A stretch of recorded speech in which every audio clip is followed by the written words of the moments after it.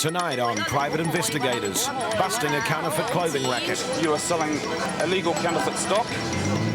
And catching an insurance fraudster in the act. She can't reach, she can't pay, and you've seen her do everything.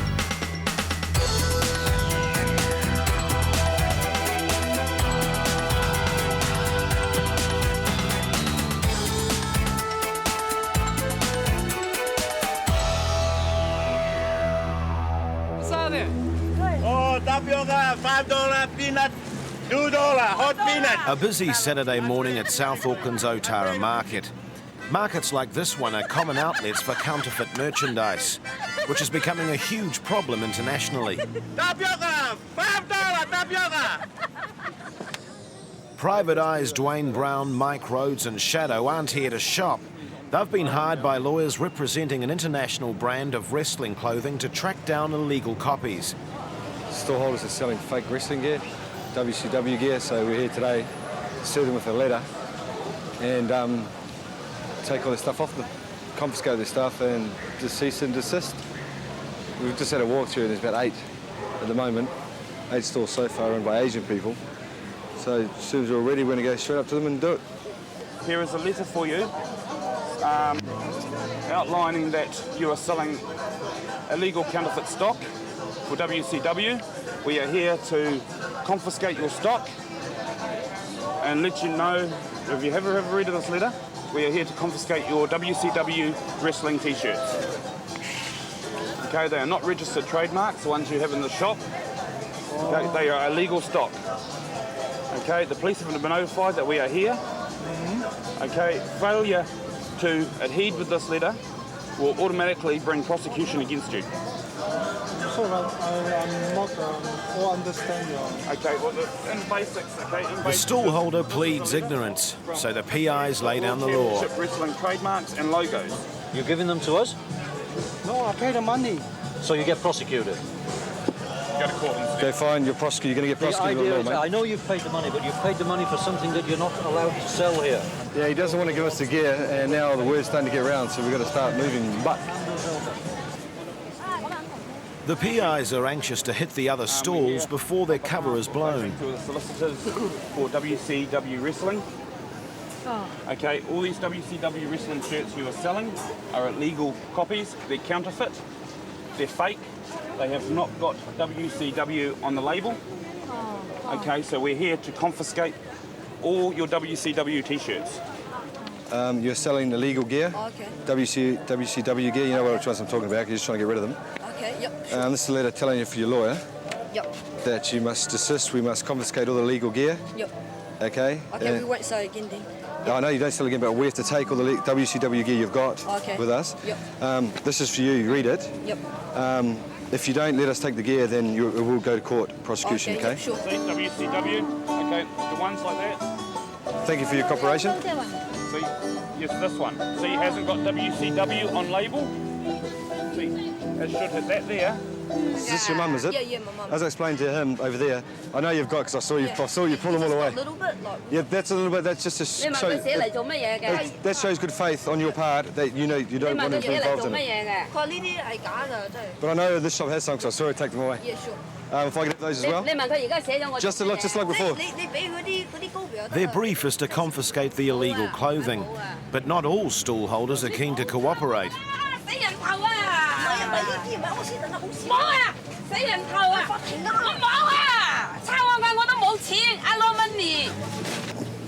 But the stallholders' protests fall on deaf ears.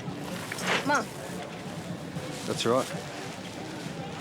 she's upset like you. Yeah, I don't blame her, but still, that one. It's not fair on the little kids that are buying it for Christmas, and it's fake. But that one. 唉，做乜咁㗎呀？害啦！你唔好害我啦！你唔好害我啦！我冇錢㗎，lock money 啊！你唔好害我啦！哎呀，你唔好害我啊！呀！ I don't understand English. We had a couple of locals come up going, oh, good on you, boy. Yeah, let's get him out. A couple of locals, a couple of big Mary boys. It was hilarious. There's my ID there. Can I show this lady your ID? Yeah, sure. She's a lawyer. Yeah. Do you want me to come with you? The activity soon attracts the attention of the market wardens. He's going to see a lawyer. So we'll just put the stuff down on here that we've taken off, so we have to go through it. We'll go through it, but otherwise it takes a while. That's not the right tag. You know. This stallholder cheekily expects Brownie to replace the confiscated T-shirts, but that's not part of the deal. It's fake though. It's fake. You give me a new one. No, you're going to go back to who you bought it off. The word got round just like that, eh? As soon as we hit the first door, they went... Inside the community hall, Brownie's surprised to find a stallholder actually selling the genuine article. These are all original. I know, that's what I'm just going to check. Right. We've hit every store in there. Good, I'm glad. So, I know, yeah, but I'm just checking. They do look original, so Yeah. can I just check the WCW ones you've got? Yeah, We had a finish good them all business off. here at these for about a year. No, that's fine, mate, that's All of a fine. sudden, all this counterfeit stuff started coming to knock down business. Well, we've just hit the whole market, mate, and just taken everything off. Good job. So, no, that's excellent, actually, to find someone that does actually sell the white ones. Frustratingly for the PIs, words got around very quickly, and a lot of stallholders have already hidden their fake gear away. The word got round and they went and told everyone. They went to every store, warned them about we're coming around, so that's why a lot of people shut up shop. A lot of shops are taking it down, so that's pretty stink. A lot of the locals, stallholders were behind us, so that was good. They were really smooth, went in there, got about 5 boxes full, I think. Yeah, and there's no aggros. I think there's only one shop that didn't want to give us the stuff, so he'll be prosecuted. And then we go from there, but yeah, they've been really good, yeah. At his Clevedon property, Dan Thompson Sr. destroys the confiscated goods at the client's request. We're just burning off some of these pirated T-shirts we got from the markets. We'll just get them off the street, so they're all getting burnt. So it's the end of Goldberg and all of his friends. They get into the real fire today, I can tell you. The end of a good day's work, but Dan knows it's just a small victory in an ongoing war. Coming up, hidden camera footage of a fraudster caught in the act.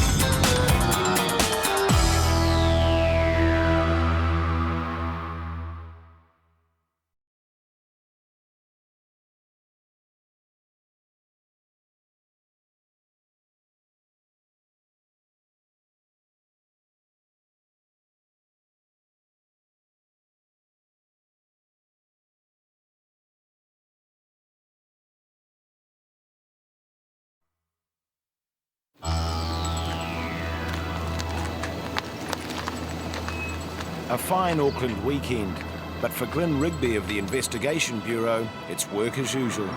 It's a Saturday morning. We're just on our way to one of Auckland's inner suburbs, just to have a wee period of surveillance as to the weekend activities of a woman who's in receipt of compensation from a medical insurer. She was a machinist. She's now apparently totally unfit for work. Primarily has an injured back. Is receiving about $400 a week.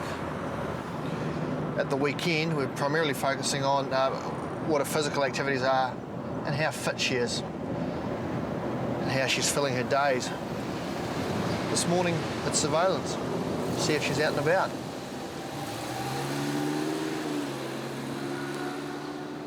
Glyn starts his surveillance near the woman's house. So we've just nipped into a driveway up the road a bit so she doesn't drive past us. Using this tiny video camera, he's hoping to catch the suspect on tape. That's the plan, that's the goal anyway, so we can show our client her activities. Then they can form their own opinion of what they see, and they get the facts. After a short wait, the woman's on the road. Yep, that's her. That's her driving the car. And Glyn's in pursuit. 1019, subject to parts, unknown vehicle. She appears to be the sole occupant of the vehicle. With false claims costing millions a year, insurance companies take suspected fraud very seriously indeed. Spending a bit of time behind her already. Straight away, we're in a bit of difficulty here.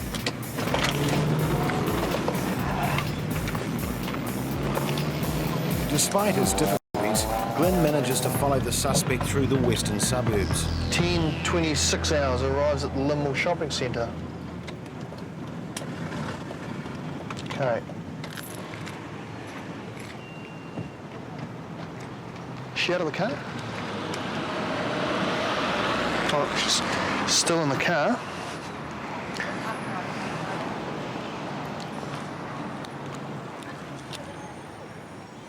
As the woman gets out of her car, Glyn films from a discreet distance.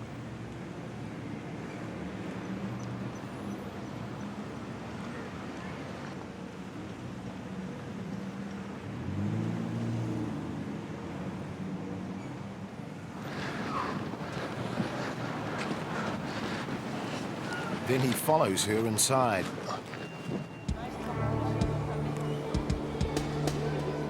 As the woman mingles with other Saturday morning shoppers, Glyn does his best to keep up.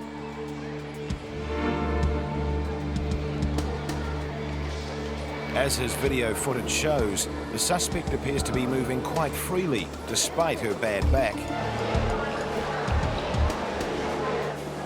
It seems she has no trouble stretching, bending, lifting, or carrying heavy shopping. Oh, she certainly is already a lot more able-bodied than she's purporting to be. She seems to be very comfortable, very leisurely, walking with a good gait. She is also exceedingly easy to follow. She's very unaware of what's around her and who's around her. She's in her own wee world and makes our job very easy.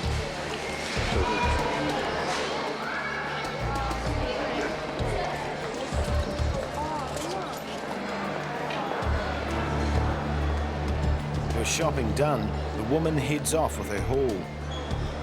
Glyn's satisfied he's got more than enough evidence for the client, so he's happy to let the suspect go. We've taken quite a bit of video of differing quality of it moving through the shopping centre. Got her bending and walking. She's spent a lot longer on her feet than she's able to. She's not meant to be as mobile as we've seen. The footage we've obtained is in effect pure gold to the insurer. We can watch and we can tell them what we observe, but nothing's as reliable as watching on video. Basically, a picture's worth 1,000 words. Back at the office, Glyn runs the footage past his boss, Ron McQuilter.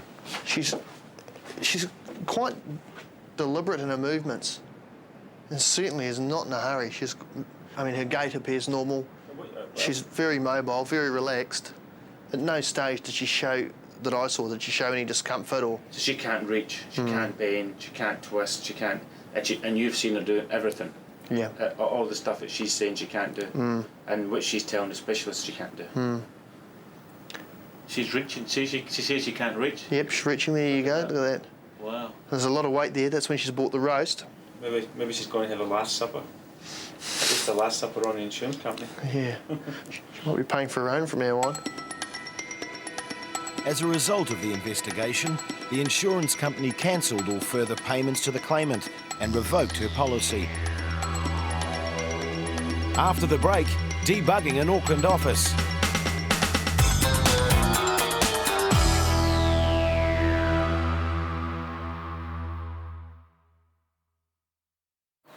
An Auckland businessman's trade secrets are somehow being leaked to the opposition, and he suspects he's being bugged. So he's called in Ron McQuilter to investigate. Well, we've got a client here who's contacted us because they're just a bit suspicious as to how information that's privy, should be privy only to them is finding its way into the opposition or other parties. They deal in sensitive financial information. So what we're doing is we've called in a firm of experts who do what we call debugging. I don't debug, we don't have the equipment, so we just call them in and we'll meet them. They'll go in and they'll check the place for bugs. So what I've done is I've brought along a bag of bugs. I should stress that we don't put these things in. All we do is have them for training purposes. This here, would you believe it or not, is a whole bunch of, but this is the type of thing you'd get in Dick Smith, where you have a transmitter, put a little battery on there, the aerial, and then all you've got to do is to tune in your radio to this frequency and you'll pick up what's said in the room.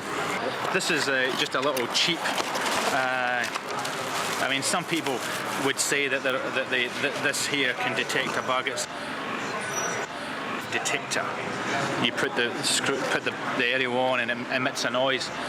But this is the you'll find the reason why we bring in the specialists to do it is you see this thing and then you'll see the equipment that the specialists use, and it's night and day. But I mean, some places would sell you this and say this is you can find bugs with this. I would suggest that you would be better off using a comb for your bugs, a jar of whatever you get in the chemist. This is a higher sophistication of bug. It's the microphone goes in there, the earpiece goes in there. This actually goes through a wall. You could actually put this on your wall. It's called a wall bug or a glass bug. You can listen to people through walls or glass. It's quite an expensive thing, this. I mean, I'm told it's worth thousands of dollars. Everyone's got some of these in their home. This, believe it or not, houses a bug inside it, and it's just a typical telephone jack. When it's working, it will transmit it's the same as the little ones in the packet. It's not illegal to have a bug. As such, it's illegal to have a bug to use for the intention of bugging. But it's not actually illegal for me to own these. It's only illegal if I have them with the intention of bugging them, or if I do bug someone. Then it's go to jail stuff. Ron's hired technical expert Brad Welch to do the debug. Okay, this afternoon we're going to be going out and doing a job, looking for bugs in an office. I'll take you through some of the gear that we're about to use. We have three main steps to our debug process. Our first is to do a full physical, look in and out and under everything. Second is to have a look through the phones and check all the phone lines. The next thing we'll do is use what we call an NJD, which I'll show you shortly. And the fourth thing we do is we do a bug sweep with a spectrum analyzer. And basically what this does is anything between 1 gigahertz and 0 hertz we can tune in on. And for example,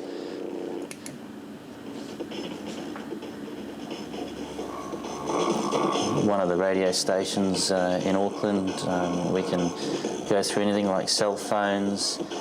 So basically anything that will be transmitting between 1 gigahertz and 0 will be able to pick up. And the way I know I picked it up is by using a beeper, a known noise, and it just emits a high-pitched beep. Lets me know if I hear that noise while I'm going through my sweep, I know something's transmitting and shouldn't be there. Okay, now this other piece of equipment I've got here is what we call a non-linear junction detector, or NJD for short. Basically what I can do with this is go up to a wall or something we can't see through, and I can just stick it up to the wall as such, and it will tell me whether there's anything, basically a silicon junction will be behind there.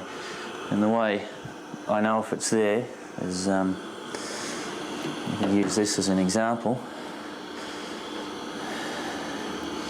And I hold that over there, it gives me the indication that there's a threat. Now, the reason I'm telling you all this now is later on when we go in and do our job, we like to keep a bit of discretion. I don't want to, we will talk, but I don't like to go in there and start talking about the processes I'm doing, because if somebody has actually got a bug in the premises, they might crack onto it, and then we could run into trouble when we try to find it. Hey Brad, how are you? Good to see you.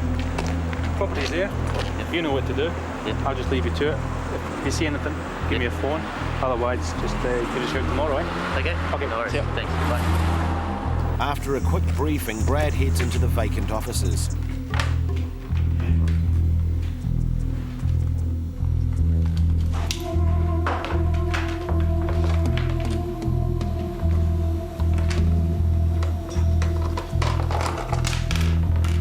His physical check begins with a phone.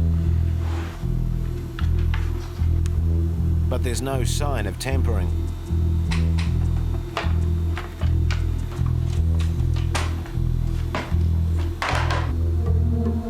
Likewise, the phone sockets, they all seem to be in order.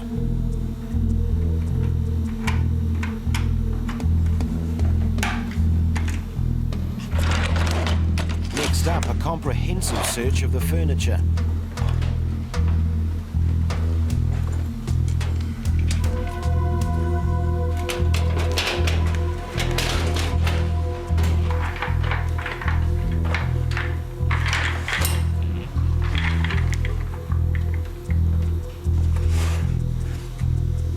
With his physical search of the premises drawing a blank, Brad pulls out his secret weapon.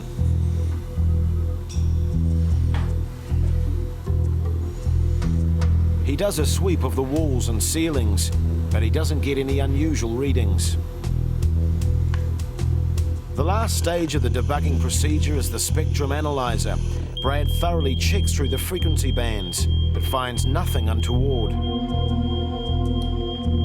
Despite the client's suspicions, it seems the premises are bug-free. Well, we've done a full check, and yeah, nothing's shown up. Check the phones, check power lines, check for any transmitting devices with our spectrum analyzer, and yeah, got the all clear. Well, I've just heard back from Brad from Communication Security regarding the debug. There was nothing found in the office, no transmission devices or anything. In all my years of doing the debugs in New Zealand, I've only ever known one bug to actually be found. With the offices apparently clean, it's still a mystery for the client as to exactly where the leak's springing from.